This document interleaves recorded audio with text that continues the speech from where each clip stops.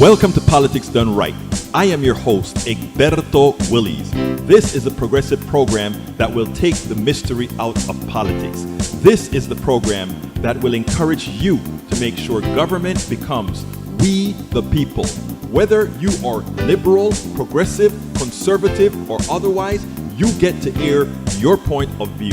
We are an independent media outlet that, unlike mainstream media beholden to corporations, we only owe allegiance to you. Remember, you can also send me a tweet at EGBERTOWILLIES. That is at Egberto Willies. Let us engage. It is Politics Done Right.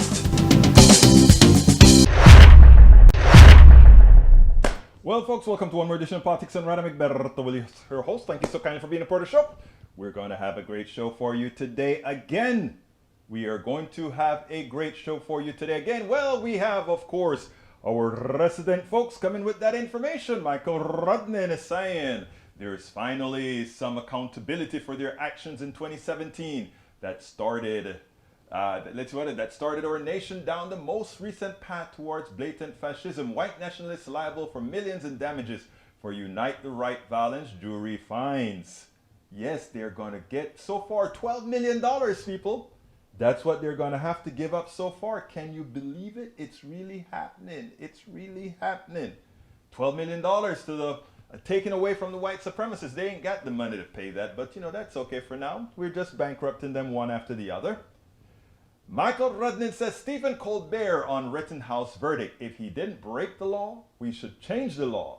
Bringing a weapon across state lines, inciting violence, and claiming self-defense for the actions he himself incited, then getting acquitted. This might be a sad point, but can you imagine the same outcome if Rittenhouse was white? It's amazing that you brought that story. Hey, I'm wondering, my friend, if you are reading my notes, because I have a piece to play for you on that.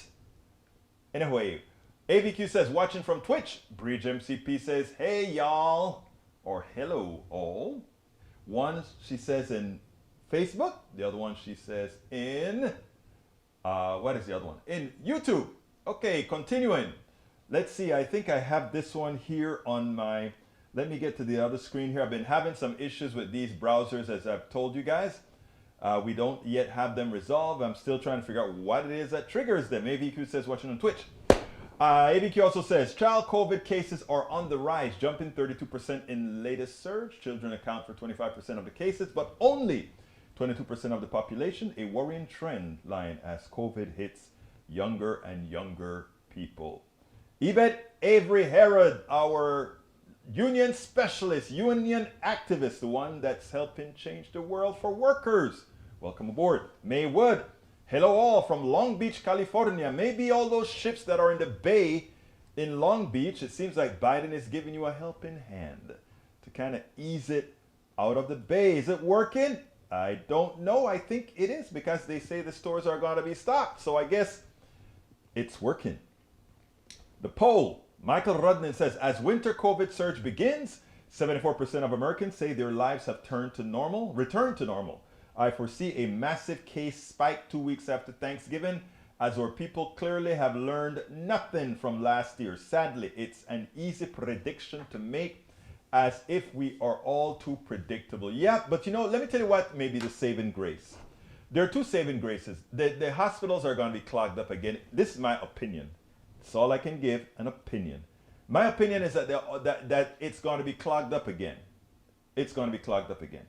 But for those people who got their vaccinations, which are many now, I think we're approaching 60-something%. For those people who are getting their boosters, etc., you know, those who haven't gotten their boosters, some probably will get some breakthrough infections that make them sick for a couple of days and get better afterwards.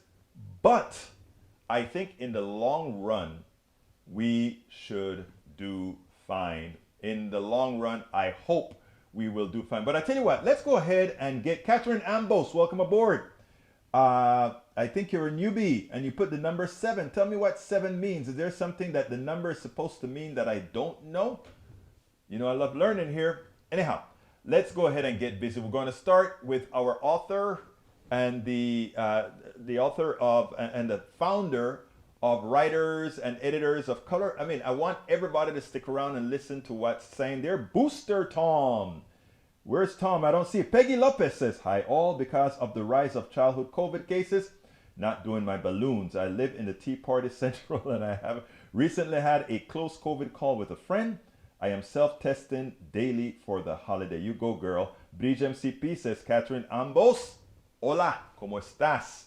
All right, let's go ahead and get busy and play our interview for today as I queue up the other videos that I need to get ready for playing. But anyhow, let's get busy. Welcome to one more edition of Politics and Right. I'm Egberto Willies, your host. Today we are honored to have a very, very special guest. Allison Gaines is a writer, editor, and activist scholar who believes the pen is mightier than the sword. She calls herself on her Twitter page a womanist wife. You're gonna have to interpret that for us a little bit later. Allison is the co-founder of WEOC, Woke. No, that's not woke, W-O-K-E. That is writers and editors of color. Allison Gaines, welcome to Politics and Right. How are you doing today? I'm doing great. Thank you so much. Hey, look, let me tell you, I got introduced to your organization by a good friend, an excellent writer. His name is Arturo Dominguez, and it was one of the best introductions I've had. I mean, I've been writing for a long time, not as professional as many of the people in your group, but it was just refreshing to see a group of, of people writing the way you guys do and having the passion for doing it. Tell me, first of all, a little bit about yourself. Well, I'm from New Orleans, Louisiana, and I am born and raised in the South, but I've traveled a lot. And right now I'm in Puerto Rico. I've been in Puerto Rico a couple of years. And pretty much right now I'm pursuing a PhD in psychology to build off of my master's. And I write every day and I edit and I like to work with and help other writers. And everything I do is through like an activist lens. Well, you know, there's something that you said in one of our meetings, and we're going to talk about woke and when we meet and all that sort of stuff in a little bit. But there's something that you said was striking, and it's something that I've even incorporated as well. I don't know if you know who Tom Hartman is. He told me something similar about writing as well. And when I heard you said, I said, man, I get to get a bit more discipline as well. You said that you isolate X amount of hours every day that you dedicate to writing something. Talk a little bit about that. So every day I start my day with writing for at least 2 hours. That way, no matter what is going on in my life, I know that I wrote a little bit. And even if I didn't publish or finish something, I feel like 2 hours is a good jump off spot to commit to writing. Now, why do you do that? I mean, I know both of us are activists. I know I do it because every day something happens that I have to talk about. Why do you do it? I feel like every day, white supremacy doesn't take days off. So I feel like there has to be some of us that feel the same way about it. And I wake up and I just know I'm going to find a story that is important enough for me to share with others, or, just to educate myself, and as I educate myself, to educate others.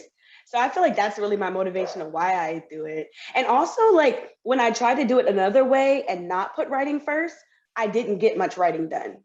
Yeah, but actually you gave a great segue. You brought up the mythical phrase white supremacy. And it is interesting because here you formed a group called Writers and Editors of Color.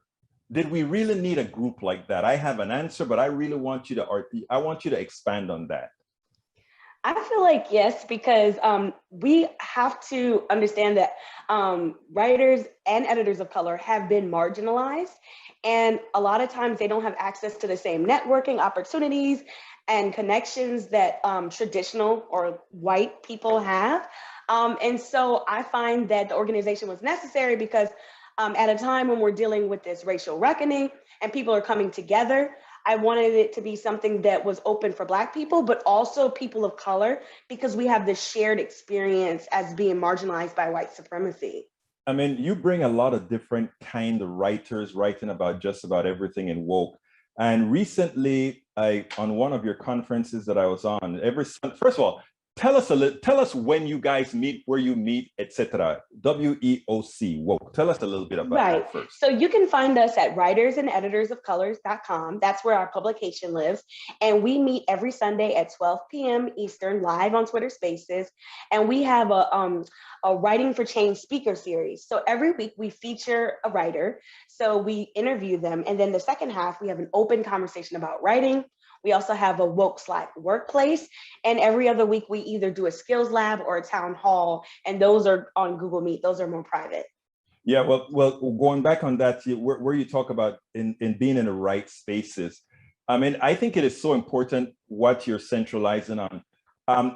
I the journalistic court in this country has done a disservice not to people of color. People of color always knew what has been going on in this country, but I think they've done a disservice to the people at large.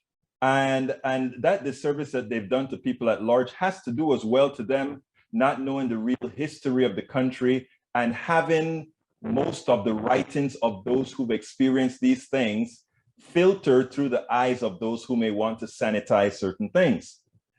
One of the things that nobody there is willing to do that, and we talk a lot about editors and what the result of editing does. Talk about that and why it is so important that there's this independence that you're creating with your group. Right. So we look at it. Some writers feel that when they get edited, especially by white editors, that oftentimes things that may be important to the story that is related to race are a lot of times watered down, maybe not even intentionally, but maybe as a sensitivity to their audience. But that's why what we're doing is so important, because we don't center whiteness. So we center our experiences as Black people and people of color, and we feel like that's important. And I also agree with what you said about it doing a disservice to everyone, because not knowing the entire story and then making decisions off of only fragments of that story can lead to a lot of problems. You know, that has, in fact, I think the situation that we're in right now, the polarization, etc., that actually has been not exacerbated, but caused by the ignorance of people. And the ignorance of people come from having had horrendous, people like to talk about journalism as if it is something sacred. We haven't had real journalism. Independent folks, what you are doing, what others are doing in that domain are the ones that are really the ones that will make change and also get people to understand exactly what's going on in this country.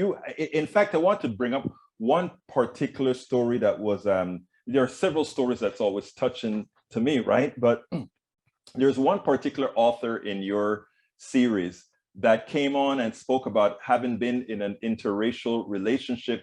And she said one sentence that I wanted to expand on. She said, 11 years ago, I was willing to go into this marriage.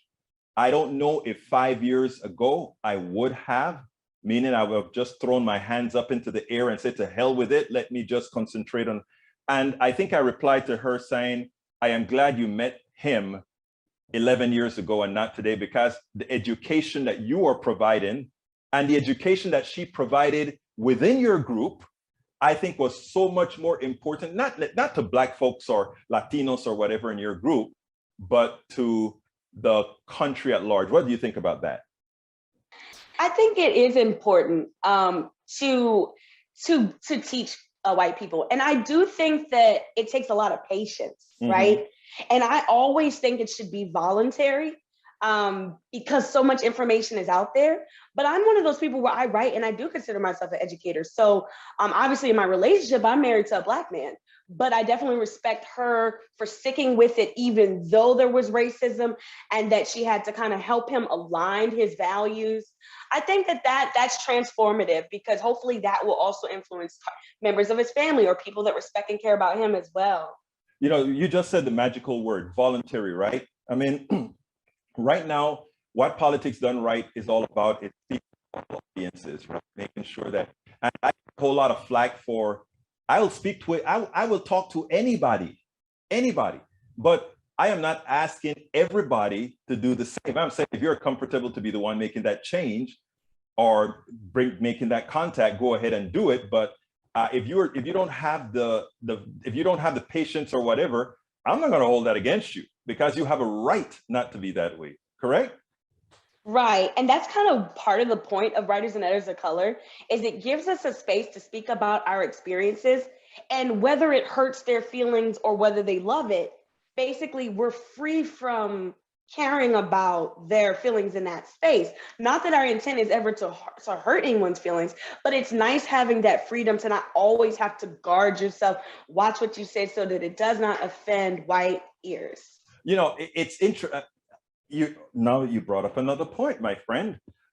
It's interesting that we say we cater our words not to hurt others. What do others say about catering their behavior not to dehumanize us? Explain.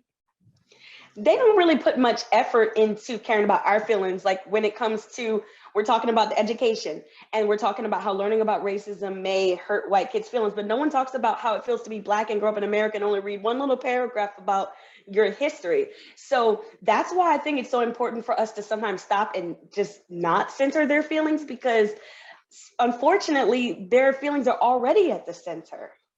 Yeah, and that's interesting. I tell you, in our program, and in fact, you will have you should have a new audience of probably, who knows, right wingers as well, because I mean, we like the idea. We don't censor what we talk about. We are frank about what we're talking about on all sides, left, right, or anything. And I think it is so important for us to centralize on, in this case, on the most aggrieved, which is something that isn't done in this country. We are always protecting one class, one hue, and you know what I mean.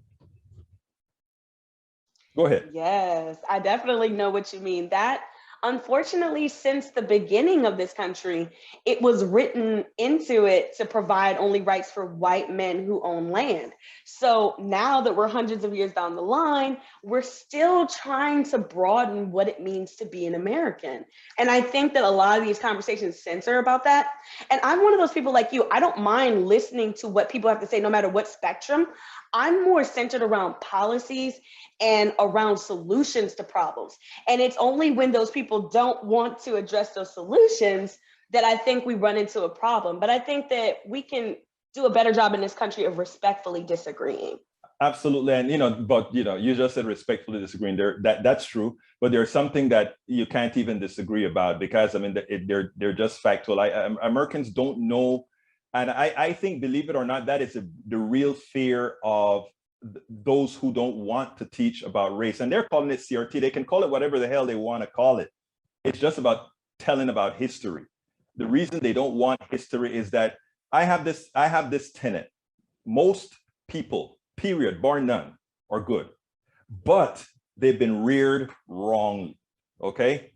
And it is in that disease that they've had that perpetrates all that goes on. And when you start inoculating them with the truth, suddenly they either have to say, well, I'm happy dehumanizing others.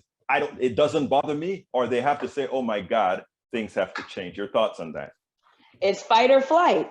So either they're willing to run from it and they want to burn the books and they don't want them in their class, or they're willing to, or they just want to fight about it. I think that we have to stop having a war against the truth and against history.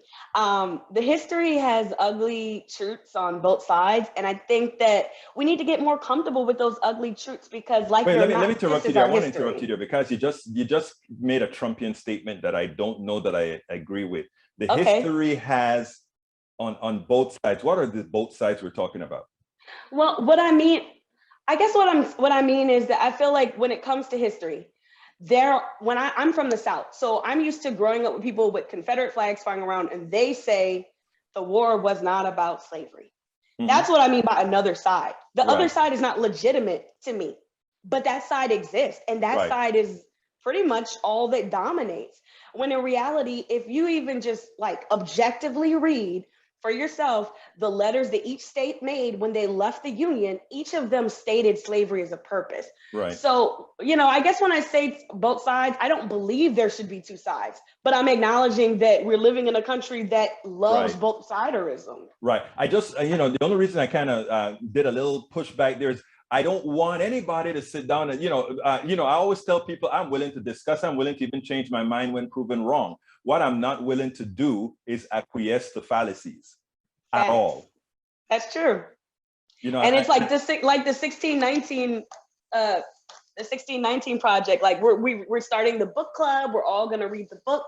You are getting ahead of me, Allison. I want you to properly tell us more about the 1619 project. Okay. I want you to properly tell us about the awards that you've won. I want you to properly talk about how you've actually been retweeted by, I'm getting old, I can't remember her name, Jones. Yes, Nicole Hannah Jones. Nicole Hannah Jones. So now, why don't we go ahead and do that? First of all, tell me about this 1619 project that you guys are working on. And it's actually a woke 1619 project of which many writers are participating in.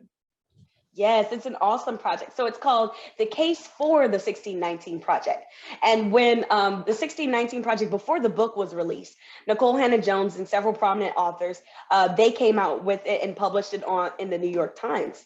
So basically it ruffled a lot of feathers because it said, you know what? Let's start talking about when slavery first started and how the role that slavery played in American society and that it continues to play. And that really ruffled feathers. So we got together. Our project manager, Ellie Justice, she was the brainchild behind the project. And she said, let's push back on these criticisms that they have. And I'm like, you're right, because it's so easy to just say, oh no, they're just saying silly stuff. But I said, no, let's take our time, listen to what they're saying, read what they're saying, and form responses. So part of the project is we're doing responding to the criticisms. We're doing case studies and showing lived experiences. And we are advocating for this project to be taught in school. And now that the book is out, we're going to celebrate by reading it, studying it. And pretty much this book is dedicated to the 30 million descendants of slaves that were in America. And so basically, it's a controversial topic because, like we were saying, how there's no two sides to history. Well, this is showing the truth. This is showing about what happened, but it's a side that they don't like. It's a perspective they don't like because they've tried to hide it. So I guess our writing is a way of intelligently, scholarly addressing their concerns about the project, so that if someone is interested, but maybe they're on the fence, they might read our case and they might agree that it's a proper thing to teach. That, and I think it was actually retweeted and recognized by Nicole Hannah Jones, right? Tell us a little bit about that. Yes. So about a couple of months ago, we tweet at her because we're crushing on her project, and our project is pretty much like just trying to defend her project because she's been through a lot, not like personally, professionally, just she's received a lot of criticism. And so I think that she might have appreciated seeing it. We didn't know. It could have went one or two dark. She could have said like, "Y'all are little babies, get away from me." But she seems to like us. And so she's retweeted our stories.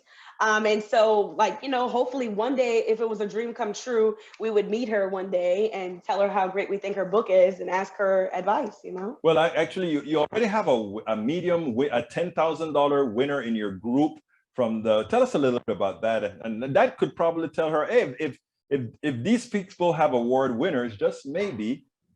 Yes. So Hal Harris, he is the founder of 1865, established in 1865.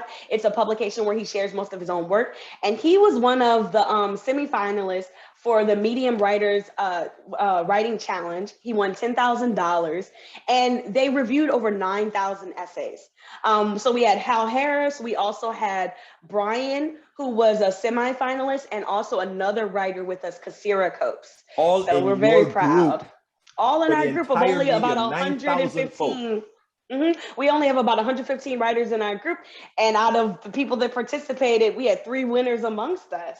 It was a very good moment. That is actually, that is great. But I don't know if you've listened to any one of my interviews, but I always have a last question that I like to stump everybody with. And it's simple. Actually, it's on me. What would you have liked me to ask you that I didn't? Hmm. Um, I guess more like where do I see the future Mhm. of these efforts? Well, where do you see So the future of woke? Where do you see the future of um, what you intend to do?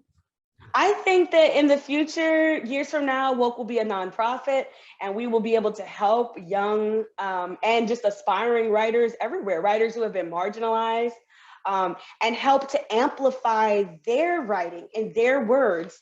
And I think that would be something that I could be proud of if it was big and bold, and I would just be really happy, because just the little feeling that I've gotten so far, we're under a year old. So we started at the beginning of January. So we're looking forward to our 1 year anniversary, and we're just really excited about everything going on now and in the future. Well, look, I'm glad to have found you guys because now I'm as a member of the crew. I actually, the truth of the matter is I can learn a lot from you guys because you guys are some real writers. You are serious about what you're doing here. So listen, Allison Gaines, writer, editor, activist, womanist wife that we aren't going to get to, but also most importantly, the co-founder of Writers and Editors of Color. Thank you so kindly for having been on Politics Done Right. We'll talk. Thank you. All right, folks, I hope you like that. Let's go ahead and get busy talking to you guys again. Peggy Lopez, hi. Oh, I read that one already. Bridge, Catherine Ambos, welcome aboard. I was planning on getting my booster this month, but after consulting with my primary care physician, I'm going to delay until January after a blood test. Qualify that for me. I'm interested to me what you mean by getting a blood test. Is that to see if you have the markers and don't need it or what? Tom C says, Michael Rudnin skipping Thanksgiving this year because of COVID and family. Grandson, cases spiking in Michigan. You guys are having it hard in Michigan, brother. You guys are having it tough out there. ABQ says, if my antibody levels drop from the previous, we'll get the booster. Got you. That's what I thought. Bridge MCP, Peggy Lopez, oops, sorry. Daniel Edo says, 5 people murdered by a BLM activist. Why is Egberto ignoring it? 5 people murdered by a BLM activist. It's amazing. A black person kills 5 people in a mass murder, and somehow he becomes a BLM activist. You guys on the right are great. Michael Rodninsel, woke writers and editors of color, you'll pardon me, but co-opting a different group's messaging isn't a good look unless if you are ancillary to that group. Enlighten me. I didn't know that there was another group called WEOC, Michael Rudnin. So give me some pointers. I want to see what you're talking about. Bridge MCP says, because only extreme right-wing media are saying it. Exactly. Lee Grant says, hey, y'all. Hey, Lee, what's up? Bridget, my conservatives are in the house. Bridge MCP, love her dog too. Yeah, you heard that bark in the beginning. Bridge MCP also say, hey, Lee. Daniel Ledo says, activist lens, that's code word for Marxism lens, Marxist lens. Just like activist journalist is a code word for Marxist propagandist. You love that word, Marx. I don't even think you ever read Karl Marx, but anyway, can try to kind of spin it the way the right wing tries to do it, my brother. Breach says, Michael, she is the founder, not understanding your comment. Michael Ronan says, Daniel Edo, you want to talk about Darrell Brooks? Fine, no political motive has been ascribed, but he was fleeing from a domestic violence incident, a mass casualty after domestic violence.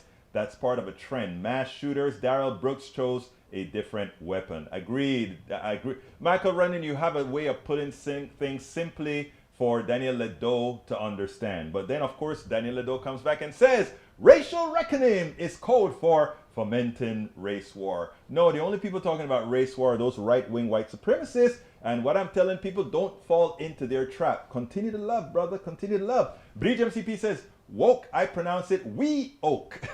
You go, Breach. All right, let's see. Michael Rodden also says, when you have to continually distinguish woke from woke, oh, no, actually, I see what you're saying. You're saying that right now everybody's talking about woke, W-O-K-E, and that will conflate with woke. First of all, I don't know, is a woke movement, the W-O-K-E false movement, is it more than a year old or less than a year old? Because, I don't think it's an issue, but hey, what can I say? Lee Grant says, the Waukesha incident does not fit the leftist propaganda narrative. We will see little of it on PDR. So I guess reading it on PDR wasn't good enough for you, brother. I didn't just pass over the message. I could, as I said, everybody has a voice here. Lee Grant, if you want to bring up BLM and this guy, which there was no connection, but you want to say, I give you that opportunity to prove it now. Michael Rodden says, WOC, I pronounce it Wioke. You did too. Okay, all right. All right, Lee Grant, she sure has the racial essentialism down pat. By the way, what is whiteness? All right. I'm going to give you a little short description about that. First of all, whiteness, it was only known in America, and it just came to be. Okay, it came to be not only to create for capitalism in the form of slavery and other things, right? It came about to hurt you as well, brother Lee Grant. White people just don't know it in general. We are one human race. We are one human race. But we got the masters of this country who needed to create a structure to divide so they could segment people into different labor forces, labor unions, areas of labor to protect and serve a few. And with the gradation of these people, and one great qualifier was hue, a darker skin. In fact, when the Irish came over, they weren't white. I mean, so I think that is why teaching about history is so important, because you learn a lot. You don't see, I'm the one who tell you guys I don't believe in race, but I have to talk about race because we live in America. I have to talk about race because we live in a Western world who weaponize hue. We live in a Western world that weaponize the color of one's skin. Then that weaponization is what we have to fight. Bridge MCP says, whiteness and white racialized identity refer to the way that white people, their customs, culture, and beliefs operate as a standard by which all other groups are compared. Whiteness is also at the core of understanding race in America. Whiteness and the normalization of white racial identity throughout America's history have created a culture where non-white persons are seen as inferior. Bridge, you should have a little commentary along with Daniel Ledo. Give him a little bit of thought, because you as a white sister, you get it. Daniel Ledo, teach white people. Oh, gee, thank you so much. Me just ignorant. Me need to learn me. Actually, yeah, you do. Paul Fleming, ATL checking in. Paul, you're just getting, no, you've been in for a while. That's an old message too. All right, Paul Fleming says ATL checking in. Bridge MCP, black children had to live it. Why can't white children learn it? Oh boy, I like that phrase. That's the phrase of the day. Black children had to live it. Why can't white children learn it? Bridge girl, you got it on you hit that one, that nail. Daniel, whoa, I am sure they are both completely unaware of how condescending they are. They laugh and smile while they do it. No, I think you're the one that's condescending, my brother. I haven't heard any of these policy solutions yet, according to Michael Redden. Okay, Lee Grant says, what is whiteness relationship to Western world culture? If you read the bell curve or other books, you get a false narrative, as if somehow the creation of America, all the great inventions were somehow hue-based. They don't tell you that the cotton gin was created by a slave who know how cotton operates and could clean it. They never told you about the real McCoy and the brakes on trains. They never told you about all these things who were invented by people of color. Remember, inventions are invented by just people who naturally invent, and that has no hue-based. All these people have been inventing. It's just that we have a culture that steals invention. In the case of the American system and the Western capitalist system, it's called a patent system. You have people that create and invent things for their life. Get my book, As I See It, Class Warfare, the Only Resort to Right-Wing Doom. You learn about how the patent system has screwed. Hell, it has screwed me. Amazon screwed me with the patent system when I wanted to develop one-click, and they patented one-click. I couldn't develop the software. Anyhow, continuing. We were not burning book segment of the program, yet fascists are content with banning books. Conservatives, white parents want freedom to ban books. Around the country, conservative parents are merging moral panics about critical race theory and queerness into one noxious package. And it's funny because they're all based on lies. Bridge MCP, not surely Europe isn't like us with blacks. That's the definition that came up. Bridge, let me just put a corollary onto that. America has its problem, but America has a large base of white people that are not just progressives in name, but that are really progressive or that would do things right. Let's give an example. While Europe gives the impression that they are less racist than America and that they treat their quote unquote minorities better, etc., the only country of this Western world, major country, that has elected a black person was America.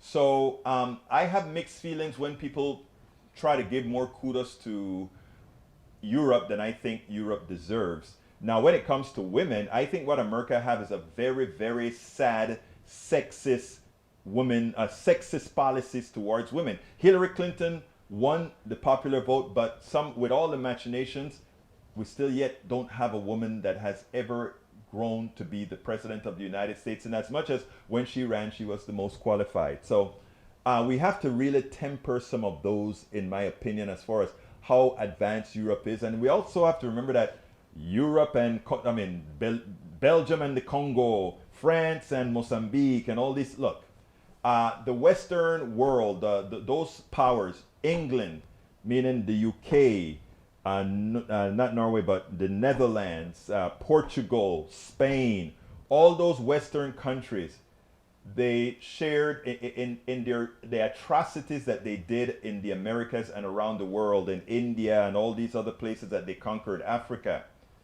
They were, during that period, some of the most violent people, bar none.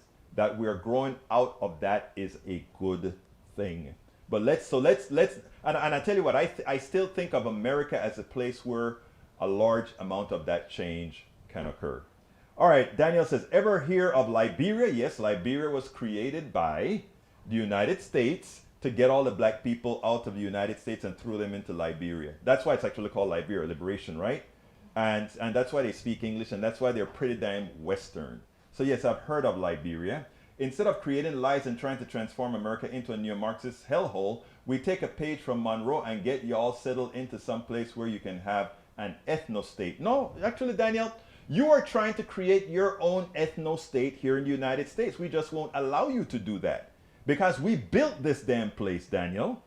We all built this place. So we are not going to let one group control this place or one set of people control this place. The funny thing about it is, little do you know, you have no control. The plutocracy uses you as a pawn. You are but a slave to the plutocracy, my brother Daniel Ledo. That's all. Yvette Avery Herod says, great interview. Tom C says, not sure any group should exclude anyone, not POC. Maybe group could be called Writers Helping to Expand. You know, that is a subject that we should, you know what, Tom? Bring that call, that statement that you just made. If you notice what I said is, do we really need a woke? That's what I asked her. And I did that to create a discussion. What I'd like, why don't you bring that subject up? And by the way, folks, for our next Saturday one-on-one, Ask Egberto Anything, let's try to get more than 2 or 3 people there. Let's try to get more of you there to have a face-to-face and really start talking where everybody gets a chance to put their voice in. And I'd like Tom C's comment to be a topic of discussion. I think it's actually pretty important. Michael Rodney said, Berto, I already answered and you skipped the replies. Founder of the woke movement to keep aware of the news and something about it.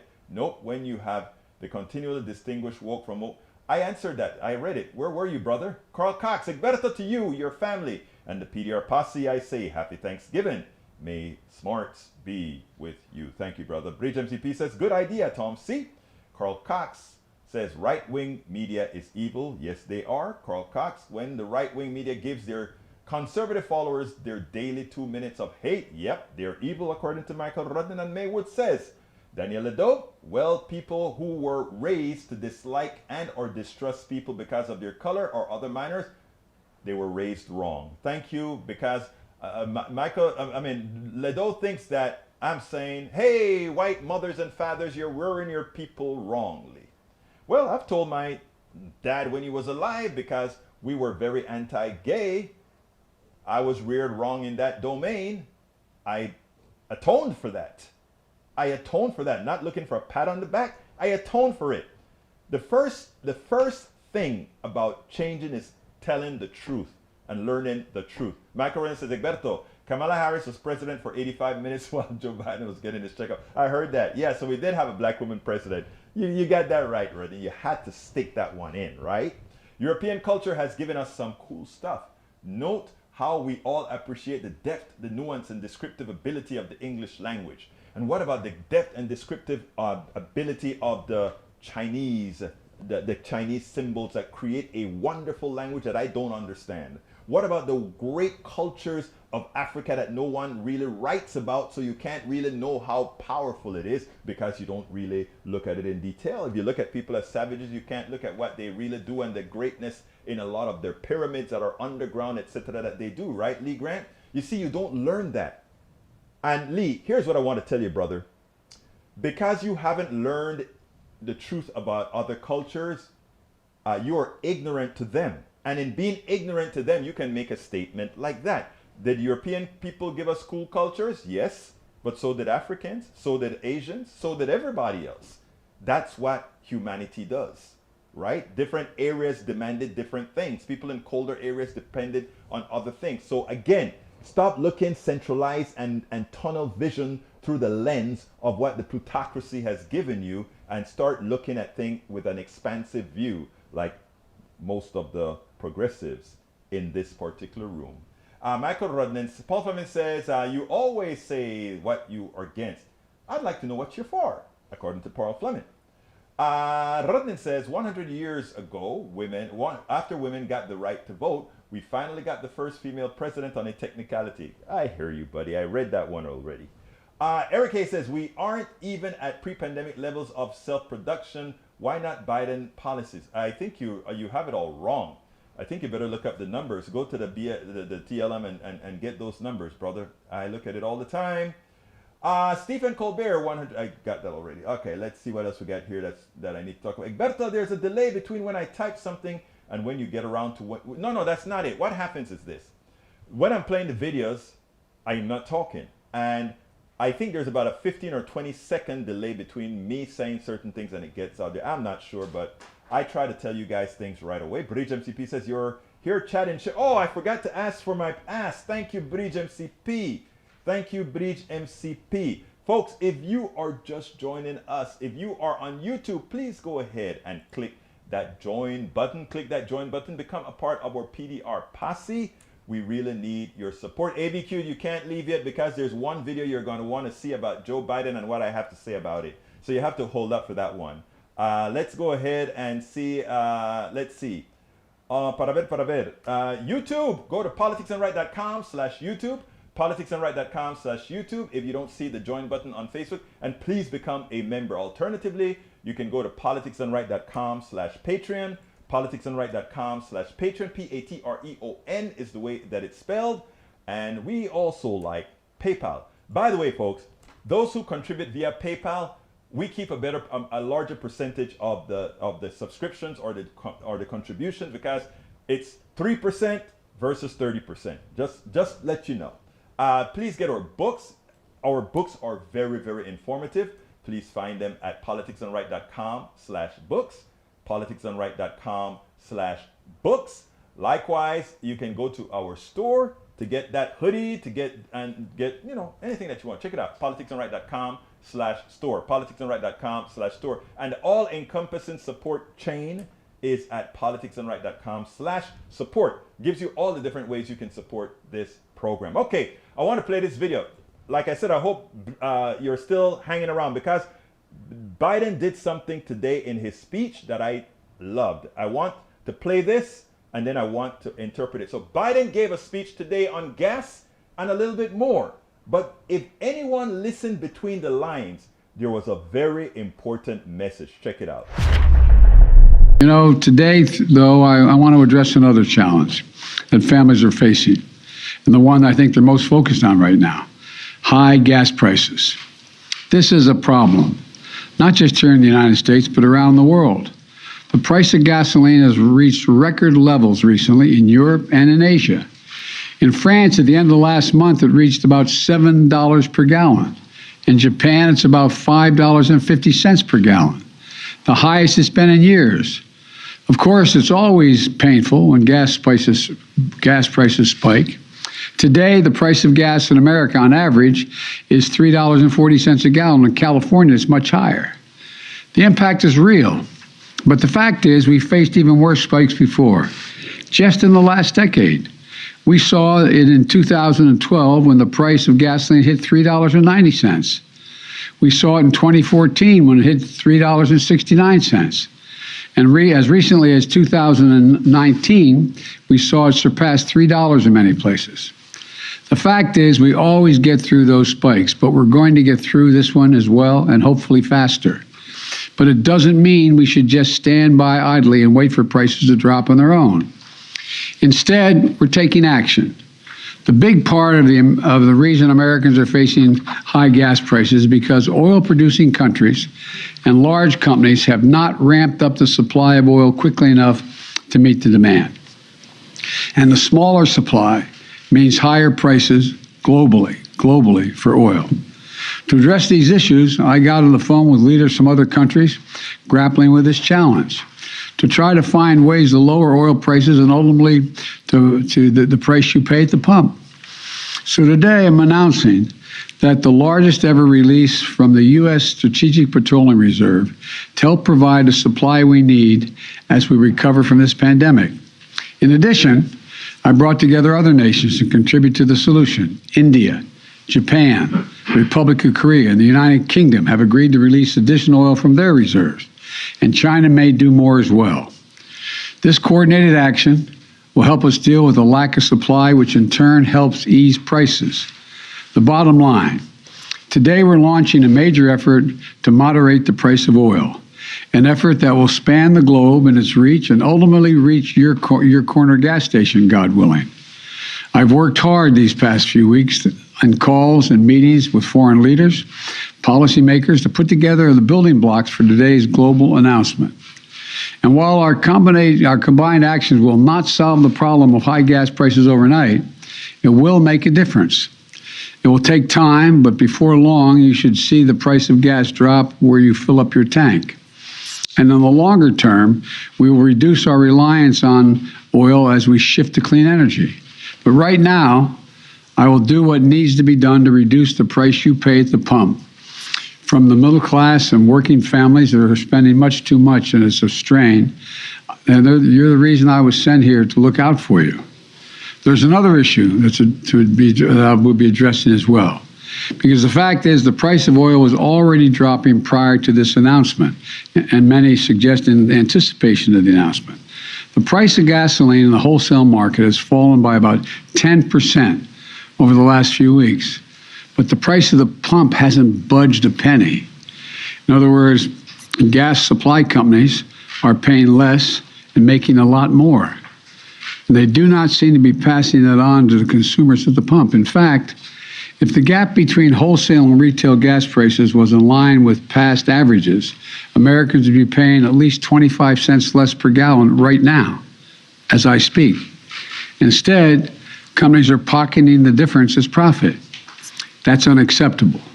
And that's why I've asked the Federal Trade Commission to consider whether potentially illegal and anti-competitive behavior in the oil and gas industry is causing higher prices for consumers, so we can assure the American people are paying a fair price for their gasoline. I also want to briefly address one myth about inflated gas prices. They're not due to environmental measures. My effort to combat climate change is not raising the price of gas or increasing its availability. What it's doing, it's increasing the availability of jobs. Jobs building electric cars like the one I drove at the GM factory in Detroit last week. For the hundreds of thousands of folks who brought one of those electric cars, they're going to save $800 to $1,000 in fuel costs this year. And we're going to put those savings within reach of more Americans and create jobs installing solar panels, batteries, electric heat pumps, jobs making those clean power generating devices. And by the way, deploying these technologies for each home where they're installed is going to save folks an additional hundreds of dollars in energy costs every year. Let's do that. Let's beat climate change with more extensive innovation and opportunities. We can make our economy and consumers less vulnerable to these sorts of price spikes when we do that. And finally, even as we meet to work out this challenge, it's important to maintain perspective about where our economy stands today. The fact is, America has a lot to be proud of. We're experiencing the strongest economic recovery in the world. I hope you guys understand what he said in this regard. Number one is that what I did is I didn't just say I am going to open up the oil reserves here in the United States, because oil is a commodity. You open up the reserve in the United States, it's a fraction of what would be needed to bring prices down after you have a cartel that decided not to pump oil. Remember, there's never a shortage of oil right now. This is a manufactured shortage by the corporate thugs that control the oil industry. Remember that. And for anybody who's talking about oil and trying to defend the oil companies and throw it on the government, they are slaves. They are slaves. They are in mental chains because they have allowed the narrative to be created by oil companies who are stiffing them. So here's the deal. This is what's important, people. Very important. He said, I went to China, I went to India, I went to all these other countries and say, open up your oil reserves as well. We're going to put more oil in the market, since Saudi Arabia don't want to put the oil on the market, since all these the United Arab Emirates that are controlled by the oil companies don't want to throw on the market to increase prices. We are going to start giving a little push to put more oil on the market. And when we start making money from selling our oil, these guys are going to start saying, oh, wow, the government is going to be making a profit off of selling the oil out of the National Reserve.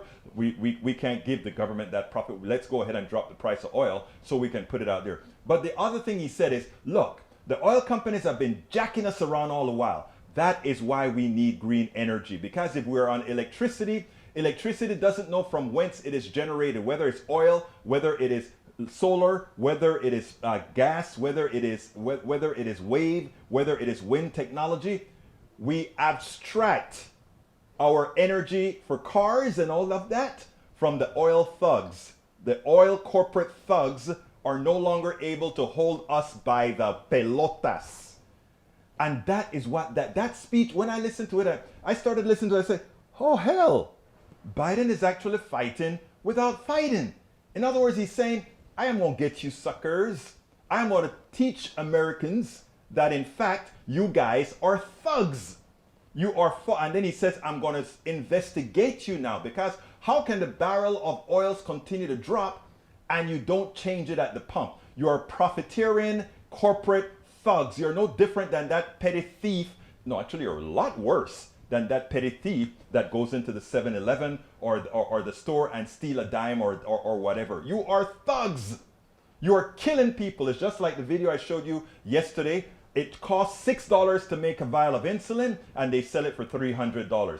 Thugs, they're killing people with a smile and a tie. And then you get somebody who goes and steal a chocolate or steal a piece of gum, and you want to throw them in jail? The people that belong in jail are the thugs that are getting a lot of people killed from medicine. And that's why I say we need to nationalize energy, nationalize healthcare, and we leave free enterprise for the areas that aren't essential, absolutely essential for humanity. And when we learn about those concepts about humanity, then we can actually change. I have 2 more videos, but I don't have the time to do it. So let's go ahead and let me get to your questions with the last 3 minutes that I got.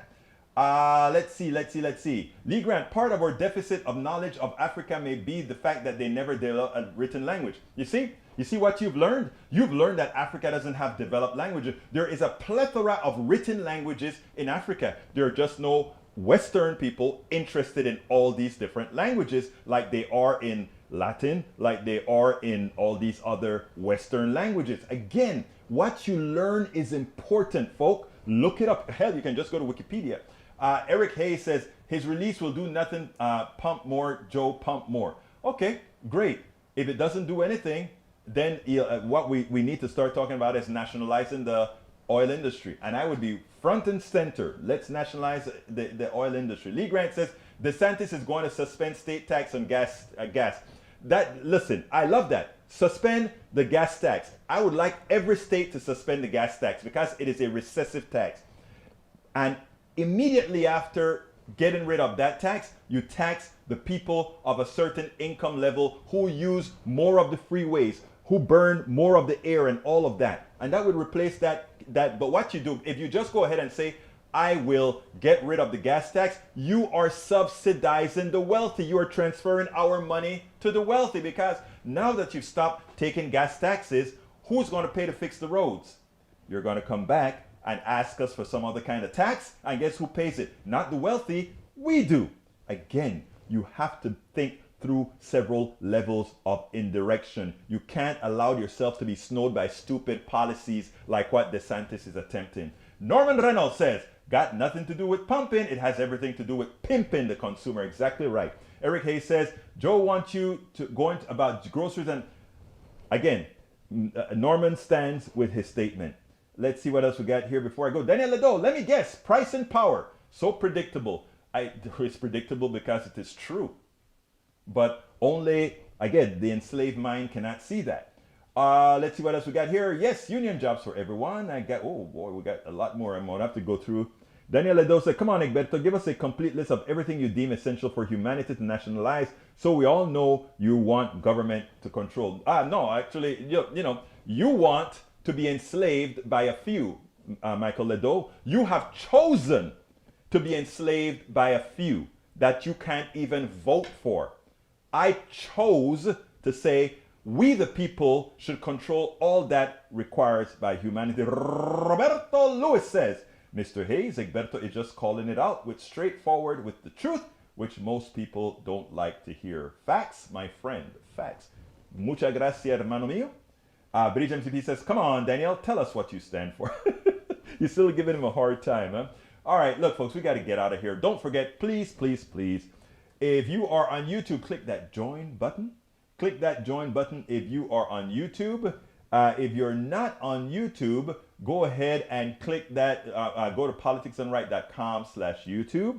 Politicsandright.com/YouTube to join our PDR Posse on YouTube. You can join our PDR Posse on Patreon as well by going to politicsandright.com/Patreon. Politicsandright.com/Patreon. Alternatively, which we get a better bang for the buck at PayPal, politicsandright.com/PayPal. But the all-encompassing way you can support us, you can find all the different ways you can support us at politicsandright.com/support, politicsandright.com/support.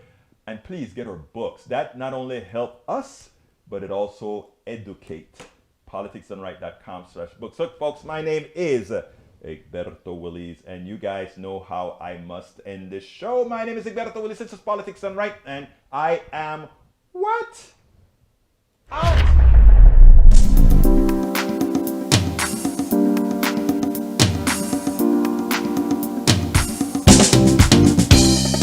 Welcome to Politics Done Right. I am your host, Egberto Willies. This is a progressive program that will take the mystery out of politics. This is the program that will encourage you to make sure government becomes we the people. Whether you are liberal, progressive, conservative, or otherwise, you get to air your point of view. We are an independent media outlet that, unlike mainstream media beholden to corporations, we only owe allegiance to you. Remember, you can also send me a tweet at EGBERTOWILLIES. That is at Egberto Willies. Let us engage. It is Politics Done Right.